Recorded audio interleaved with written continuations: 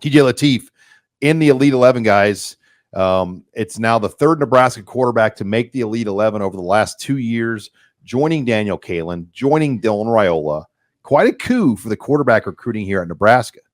It really is. And I love what he said. I love what TJ Lateef told Brian Munson, which is this. I think that this is another opportunity to compete against the best. He wants to compete. He said you'll be able to see who produces and who doesn't. That's a good sign.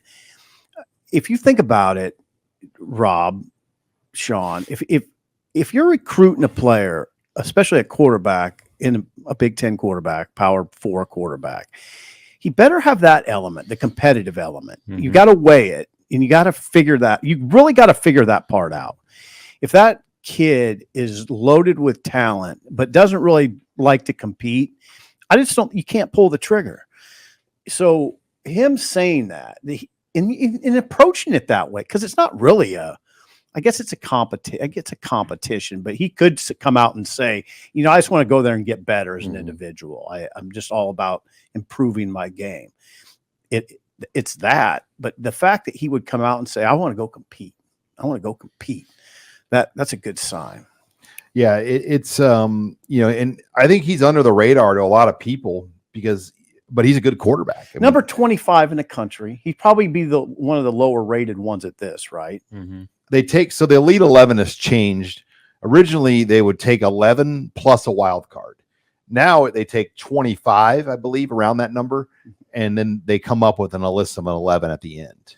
He's number 25 in the On3 industry ranking among the nation's quarterbacks. He's the number 25 player in the state of California, so he's pretty highly ranked. And he was the 14th quarterback selected or invited to this.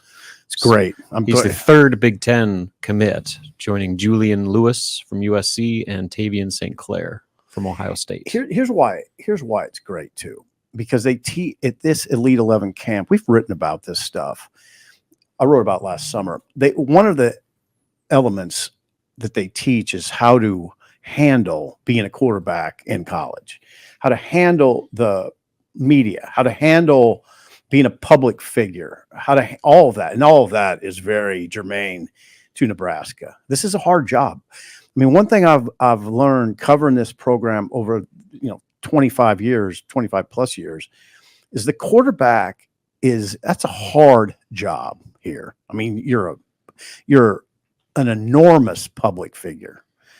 Everybody's watching you. And but they teach you about that. That's one of the things. Yeah, I forgot we had Brian Stump on, who's one of the directors. We had him on last year. Yeah, talk about Daniel Kaelin when he was at the Elite 11. I've known Brian for over 20 years. I mean, he's been helping run that Elite 11 for many, many years.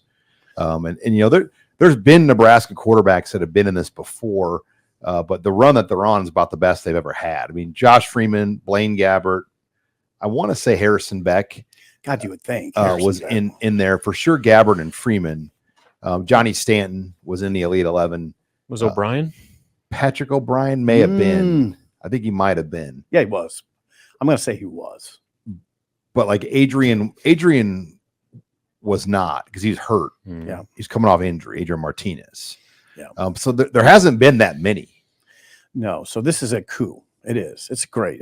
I saw it last night. I just thought this is great news. And then when I saw his comments, this is good. This is a good picture. It'll be interesting to follow. And they play his high school team, Lutheran High School in Orange County. They play one of the toughest schedules in the country. Oh yeah. I mean, they play everybody. Mm-hmm. So he's going to be well tested. This is not some guy playing small league football. I mean, TJ Lateef will come to Nebraska as trained as anybody as far as the schedule he faced in high school. When you just read about his the scout takes on his physical talent. Mm-hmm. I mean, you talked about the competitiveness and kind of the mental makeup he has. I think just physically, he might open some eyes during this event too, to where he's the 25th quarterback now. That could change if he puts on a good enough show, right, on this stage. That for sure. Yeah, and one of the things the scout says, he fits the modern offense. Mm-hmm. He throws well on the run. He moves out of the pocket and throws accuracy it well. Too. Yeah, and he puts a lot of velocity on the ball. And I've watched him. He's the thing that really striking to me is he reminds me of Dylan, and that it makes it look really easy. That's a good sign. Mm-hmm. You're listening here to the Husker Online show, and recruiting for Nebraska. This is the final week. Coaches are on the road. Okay. So they'll get off the road this week. They'll get a little bit of a breather, and then they'll hit the road the first week of June for the first 2 satellite camps, and they're going to do the same ones again: Belton, Texas, at Mary Hardin Baylor, and then Houston Christian. Then they'll come back to Lincoln and have their own camps here. So that's kind of the gist of the schedule for Nebraska moving forward here. Memorial Day weekend is a dead week, though. There's not going to be any recruiting activity going on over the holiday before things ramp back up in that final May weekend. Was it the same last year when those guys showed up in Belton? Were they coming off a break? The assistant coaches. It felt like they were. No, yeah, because they ran a camp in Lincoln on Sunday. Okay, then they flew down. And then they flew down Sunday. They were tired. That's a tired bunch of dudes last year. They flew down Sunday. They ran a camp and then ran the camp two a day on Monday. Yeah, and then they had a coach's social Monday night in Houston. Yeah, see, they were haggard. I mean, they were tired. Those guys were. They were working. This is not a break time for those guys. No, they're working. Well, now Rule, to his credit, when they get that dead period, he lets those guys go. What's the dead period? It's after June 23rd. Okay, yeah. So they're not there yet. There's a full month. Mm-hmm. Where he lets those guys get away, go on vacation, get with their family, go golfing, whatever, just have some time away. And he wants them away from the players. Yeah. Away from everything. I would lay in a dark room and stare at the ceiling for about 3 days, I think. You'd just be down at Key West looking for orange shirts. What is that supposed to mean, Sean? By the way, Steve Sipple he's going to go buy another orange shirt. No, I'm not. I'm going to buy another color. But I'm going to Target. Yeah, I'm going back to Target. I'm going to play the card again. You going to the North 48 Target? Yes, the one, by O Street. We have this joke. Sipple does not cross O very often. Mm-mm. No, I don't go. I don't venture south. He doesn't slum it in South Lincoln. Yeah, I get dirty looks down the south. You're like my mom. She never would. She didn't ever leave South Omaha. She liked it down. She didn't want to leave.